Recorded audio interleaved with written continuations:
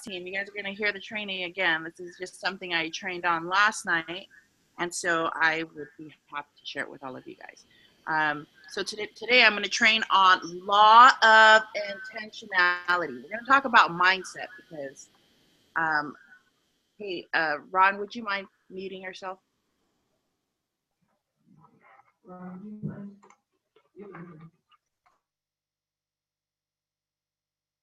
Awesome, thank you.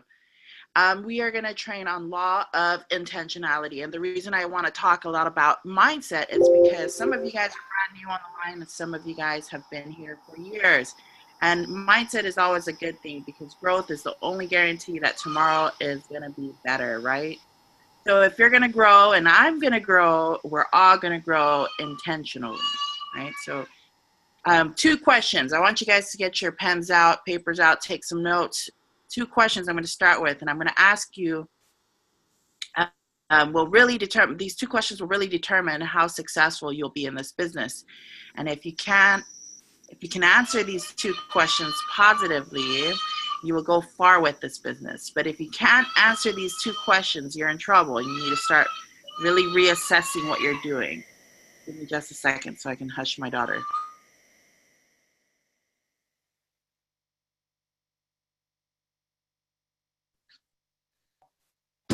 Sorry. And so here is the two questions. Question number one is, what are you doing to develop yourself? The reason you want to start with yourself is because you cannot give what you do not have. So you better start with yourself. And that's where I want to start. If you're going to be leading others in this business and you have nothing to give them and you have nothing to share with them and you have nothing to teach them, then I can promise you, you will never be what you want to be as a leader, right? The secret of that success has been personal growth in a lot of people's business here in Renatus and in life. I've listened to so many coaches, and the one thing that they do is personal development. So growth definitely has put me where I am today. A great place to get started is with the 15 laws of growth. I don't know how many of you guys have ever heard Michael Huggins train on that or come to your market and train on the 15 laws of growth. It's definitely the best place to start. So, question again, what are you doing to develop yourself? Because you are the foundation of your future. Okay. Second question is, what are you doing to develop others?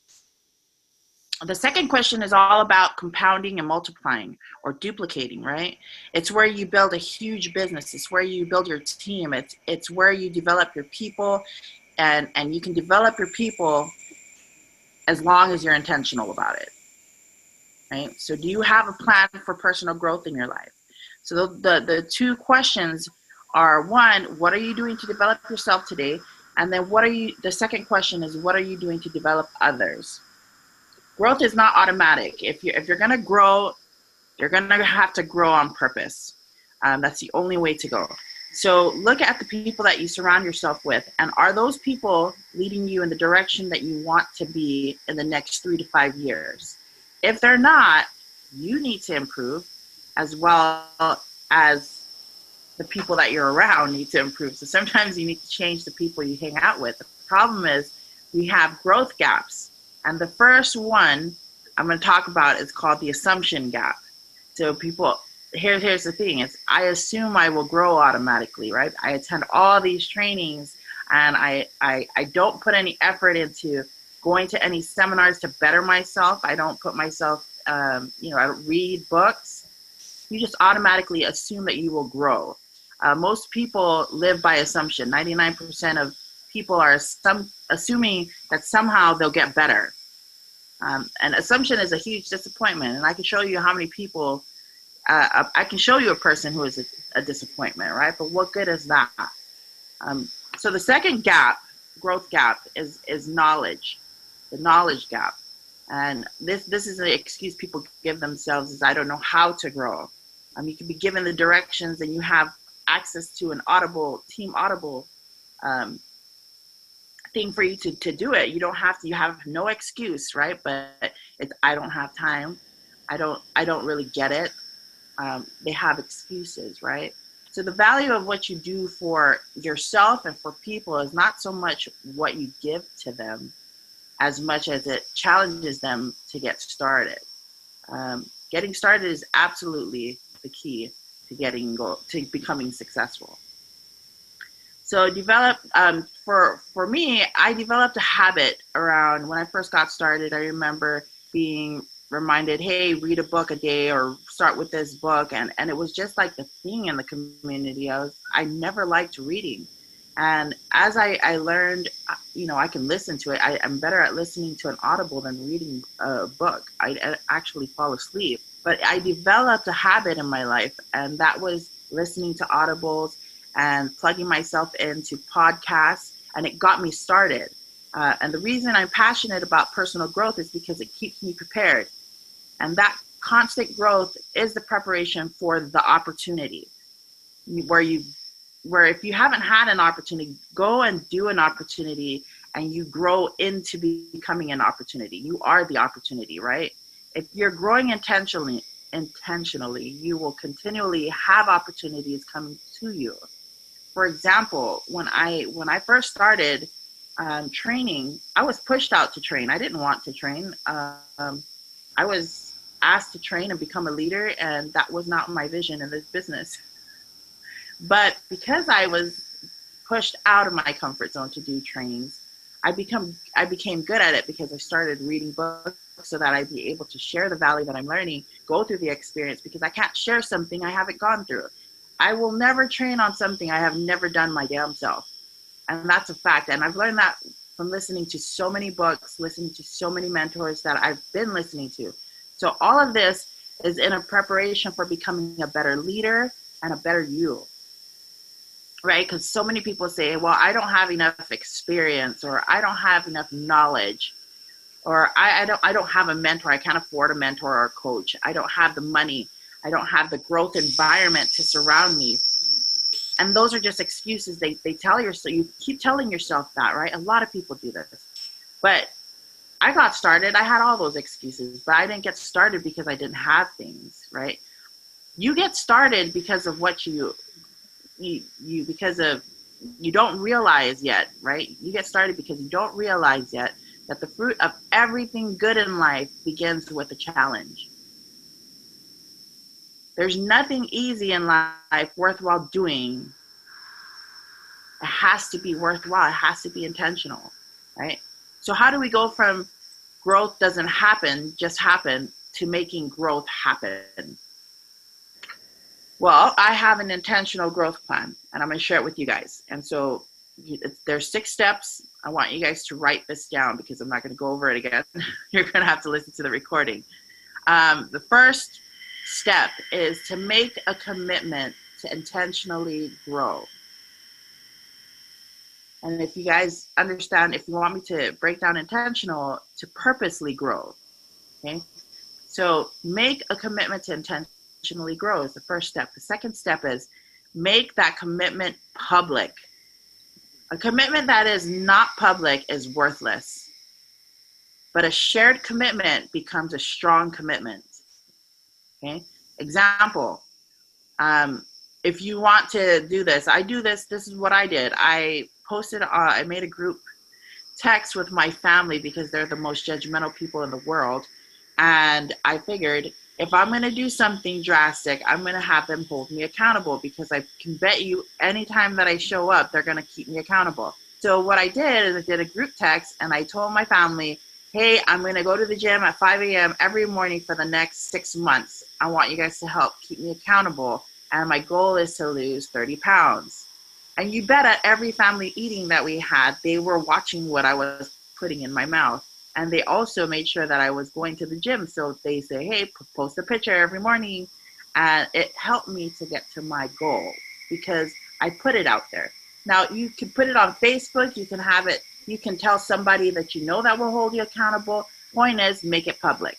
So make that commitment public. That's the second step. The third step is identify the areas you want to grow. Now, it should be at least 2 and no more than 5. Okay? So 2 areas you want to grow in, and you want to grow in an area of choice and skill. Okay, example, my attitude is my choice.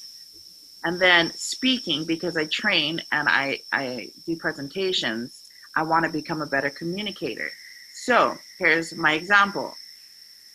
I change my attitude before I start. When I am aware that I'm having an attitude about something, I will do the 5-second rule. I don't know how many of you guys have read that book, but I will count backwards from 5, 4, 3, 2, 1, and I change my mindset, right? I change my attitude, shift it to something different. Second step, with speaking, I would attend Toastmasters. Okay? I would observe the presenters in front of the room and how they have the, if they're presenting, if they're getting the audience is connecting with them, and if they are, how are they connecting with them? I would take notes. And then if they're not connecting with them and engaging, I would say, what is it that they're not engaging with? By observing the communicated, how they communicate with the audience, help me as a trainer and a speaker to be better at communicating, to utilize pauses, to not have ums and ahs, right? So find the 2 areas in your life that you want to grow, and it needs to be a choice of yours and to better a skill set. So identify the areas you want to grow, and it should be 2 and no more than 5. Number 4 is invest 1 hour a day in those 2 areas. Okay, invest 1 hour a day in those 2 areas, and this has to be every day. You're gonna spend the hour this way. Okay, you're gonna prepare, practice, and reflect. So preparation, practice, reflect. Preparation, practice, reflect. I'm going to say it again. Preparation, practice, reflect. When I would observe communicators, right, I did this. I prepared myself to listen into I wasn't so much concerned on the content that they were giving, but how they were delivering it and if the audience was connecting. Okay. And if they were, why, right? And I would write that down. And that's preparation, practice, and reflect. You always want to prepare yourself, practice what you took away from that, and reflect on that. So preparation, practice, reflect. Invest 1 hour a day in those 2 areas. Number 5 is invest 1 hour a week. 1 hour a week on reflection and writing on what you are learning. 1 hour a week on reflection and writing on what you are learning. The secret on this is, during the week, what I do is I would jot down ideas or in the moment what words come to my mind. Then at the end of the week, I would take those jots that I wrote down and I would begin my journaling. And this is on the whole week of everything that I've been learning. And for me, that has helped me. So invest 1 hour a week on reflection and writing. That's number 5. The 6th one is very important, okay? So you're going to share your growth with someone. Every week, you share your growth with someone. Then if they're happy, then you can share it the next week with them. If they aren't happy, you need to find another friend that helps you feel good about what you just did and what you just learned. So the friends I dropped are the ones that weren't thrilled about my progress. So if I would call them, tell them about my growth, I'll give you a good example. Yesterday I met with a good friend of mine and I haven't seen her all summer. And when I sat down with her, she got on the phone and she was talking, and it blew my mind because I sat there and thought to myself, when she gets off the phone, then we'll talk. And when she got off the phone, I was talking to her and her facial expression just said it all, right? And so I said to myself, why am I telling her she's depressed and miserable and wants me to be just as miserable as her? So sometimes you need to find the people that will help you feel inspired, good about what you're growing, you're learning. And so I made new friends. So if you become intentional in your growth, you will outgrow almost everyone you know. And when you get to that point, that's not a bad thing. That's a great thing. That means that you need to find and surround yourself with people who are going to add value to you. If you're surrounding yourself with people who can't add value or just keep taking from you, you need to find people that will help you grow in the way that you need to, right? The ones that will take you higher. We call them elevator people. They elevate you and consistently inspire and celebrate your growth. And those are the people you want to talk to. So share your growth with somebody every week. Here's what you're doing. You're writing things down. You're listening to things to change the way that you think and your mind shift and to grow, and then you're sharing it with someone. These are all things that will help retain what you're learning. So this is my intentional growth plan. And this is something that I know that can help you because it's helped me. It's helped me as a leader. It's helped me as an individual, a sister, a mother, right? So these things don't only apply to your business, it applies to everything in your life, right? If you're not growing, you'll never become the person you are intended to be. And every single one of you on this line deserve to be a better you, right? So committing to doing something different every day on a daily basis will give you extraordinary results, right? So every time you hear yourself making excuses of, hey, I don't want to go here, I don't want to do that, I don't want to do this, get out of your own way. It's just a program. It's philosophy that you have in your mind that has been from years and years of different people that have been sewn into your life, right? Their beliefs and all that stuff. So be aware of what you're learning. Be aware of who you're learning from. And always, always, always consistently plug into yourself. Add value to yourself so that you'll be able to add to other people on the daily basis. So law of intentionality is what this whole training is about, growth, right? On purpose. So if you guys don't know how to answer those two questions, I would challenge you to take time today, figure that out, and make a commitment to yourself and apply that intentional growth plan to your life, for your business, and for your life, right? Um, I hope that was helpful for all of you guys. If you guys have any questions, I'm open to taking it. Take yourself off of mute. I will answer anything that you guys have questions on your business or anything you guys are struggling with. Feel free to jump on the line. Let's chat.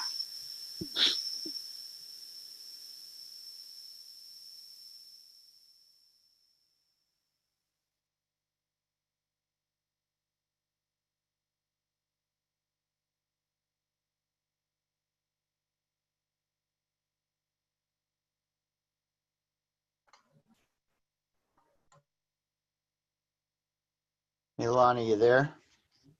Yep. This is Dan Knickerbocker. What's up, Dan? Hey, I woke up this morning and had physical issues, not feeling well, but I had to get on this call and listen to the training. I really appreciate the training this morning. I do Awesome. have a question. I found that one of my weaknesses is following through with what I say I'm going to do. Sometimes what happens with me is I will put something on the calendar to do it, and I will actually do it. But if something happens with that negatively, then it's just blown off from there, and I don't get back to it. I don't follow through completely. It's like just a cursory effort. It's not a full-on follow through, and I need to know how to overcome that. I need to be a little bit more diligent in talking to people and following through and on my commitments and and stuff. And another weakness that I have is I'll say, "Oh, I'll get to that," and I'm immediately distracted, and it does not go on my calendar, and then I forget, and then I lose face because I didn't follow through on my commitment. So what can I Right. do?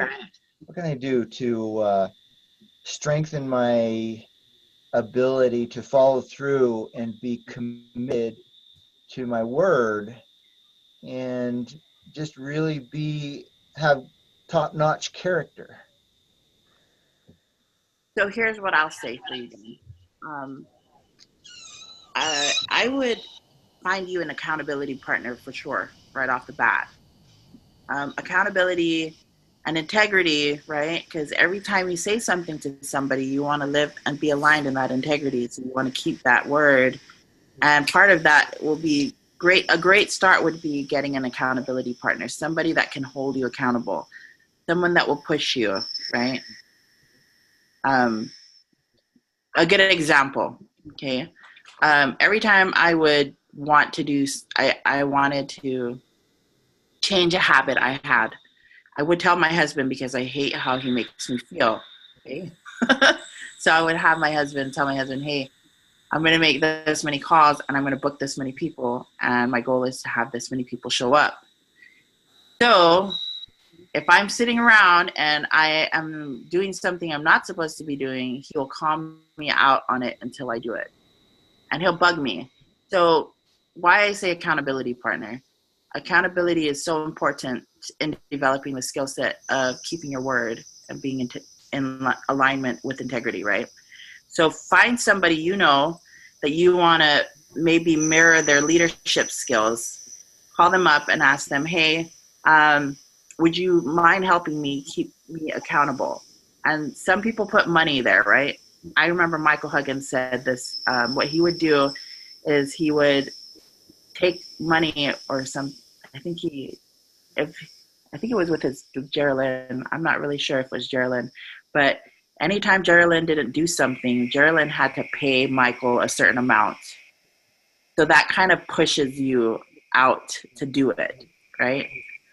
So that might be a first step, is to find somebody that you want to mirror as a leader and ask them for assistance in keeping you accountable. The second thing I would have you do is every time you write down something or say you're going to do something, put it out there publicly on Facebook or something that makes you feel really uncomfortable.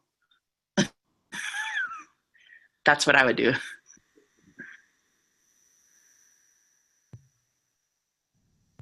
Okay, can you hear me? Yep. Okay, I'm having some trouble with this phone getting it where I can turn on and off the speaker, or the microphone. But anyway, that's good. So the accountability partner thing, that's probably going to be a little bit of a challenge for me, but I will look for someone. And this whole training was on intentionality. So I'll put it out there that I will have an accountability partner by next Tuesday. Do you train every Tuesday? Nope. I was just asked to train today, but I can give you a call on Tuesday and check if you have done it. And Okay, everybody that's else good. that's in Salt Lake, you guys heard Dan Knickerbocker. All right, I'm out there publicly. That's Thank you, good. Dan. I appreciate it. Bye. All right, folks, who else? We got a few more minutes.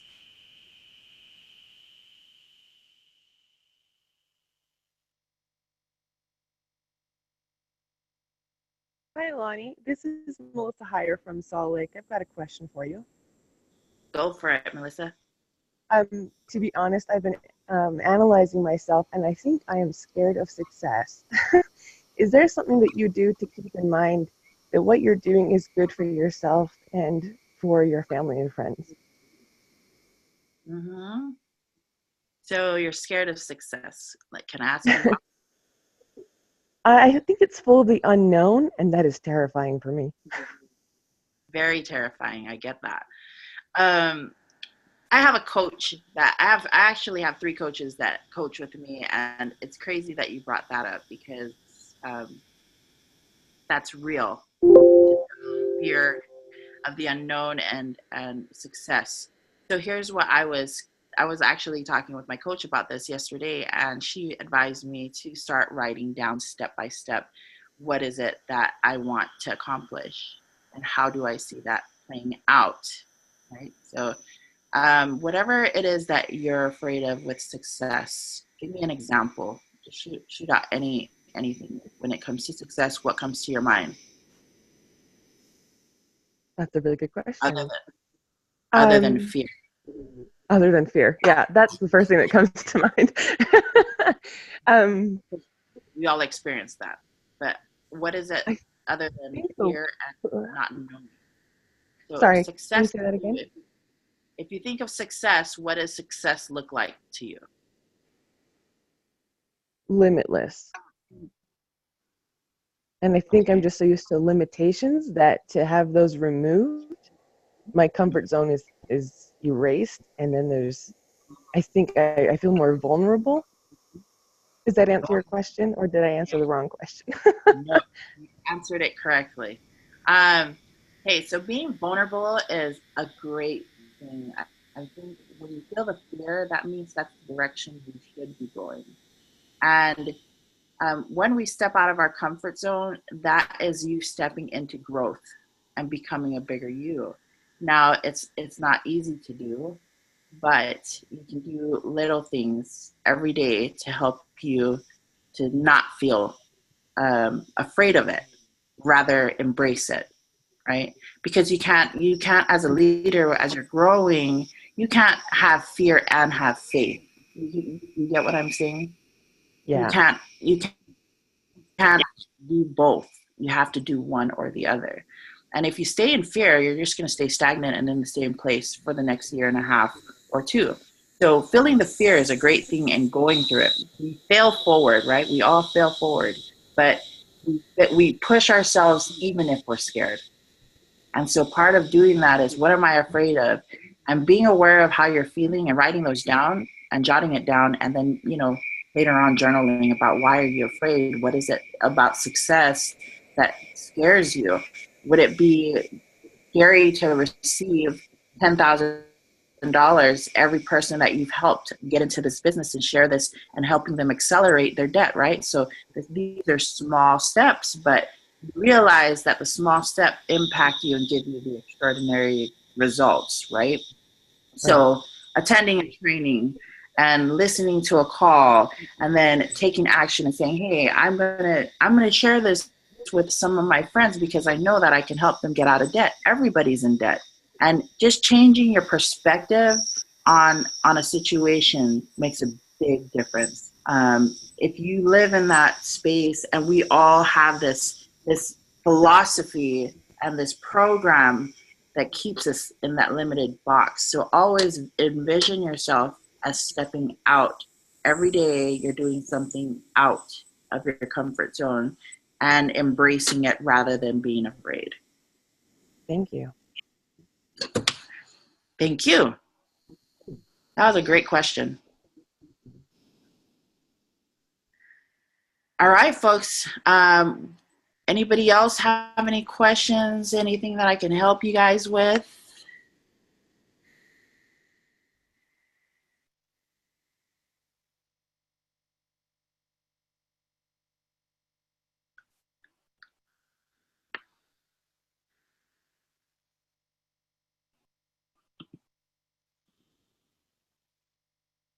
If not, Ron, okay, who is there?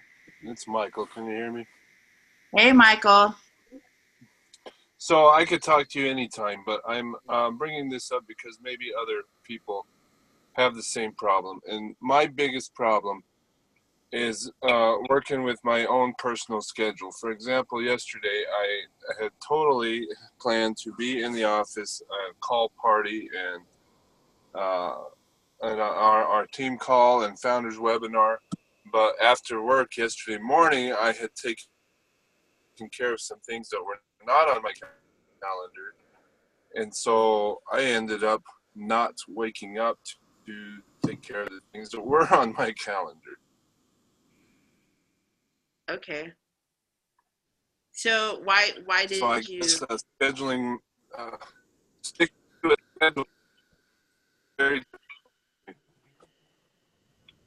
so sticking to a schedule is a problem for you?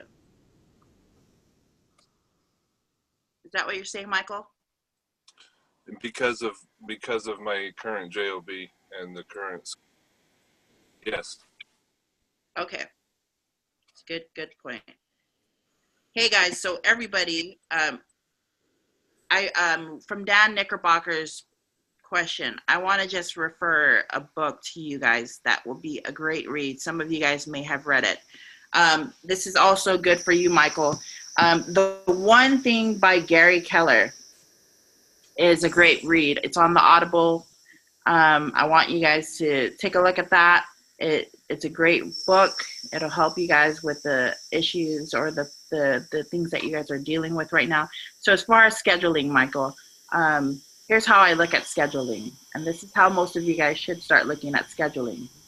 How you manage your time is a reflection of how you manage your time is how you will treat other people's time, right? If you want people to do business with you, or you want them to respect your time and show up, you want to be able to have discipline in your schedule. And part of that is even just jotting down. I remember when I first got started, the one thing I would carry around was my day planner. I hated that thing, but it helped me to get into a habit of writing down every day what I was doing in every hour block or 30-minute increment. And if I wouldn't make it, I would just adjust it. Okay, so if I would pass a certain time on training, I would always text 5 or 10 minutes prior to either changing or rescheduling. Hey, I'm running a little bit late, please, whatever. But I got to a point that when I would do that to people, it just showed that my lack of professionalism. And as I've been growing, I realized that time is something you guys will never get back. So if you're giving time away to somebody, it needs to be for a productive reason and for people that are really important to you. And when you show that you have discipline in your time and on your schedule, it reflects and people want to do business with you. So trying to put yourself on a schedule and not being so hard on yourself, Michael, but being able to say, hey, give yourself some time, right? If you have to be at a meeting or a follow-up at a certain time, or call party at 5 o'clock, you make sure that wherever you're at your job, say, hey, I have another engagement I need to be at, and make it very important that you have to leave at a certain time, right? Once you start respecting your time, everybody else will. So I hope that's helpful. And also putting alarms on would be great so that you can stay on time. Does that help, Michael?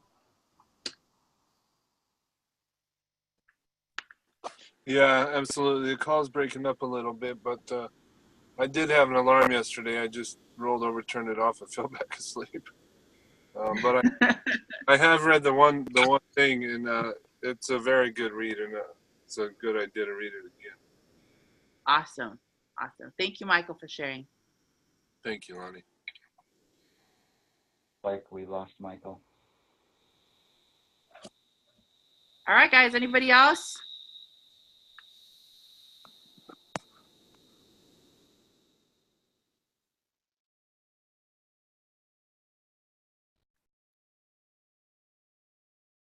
Nobody else?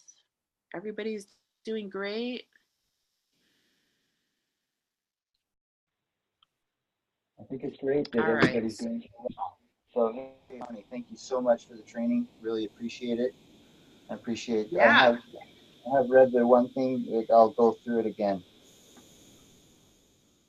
Awesome. All right, folks. Well, thank you so much for the opportunity to train you guys. You guys have a fabulous week. Build, build, build for all your local events. Put some butts in seats and have a fabulous week, guys. We'll see you guys soon.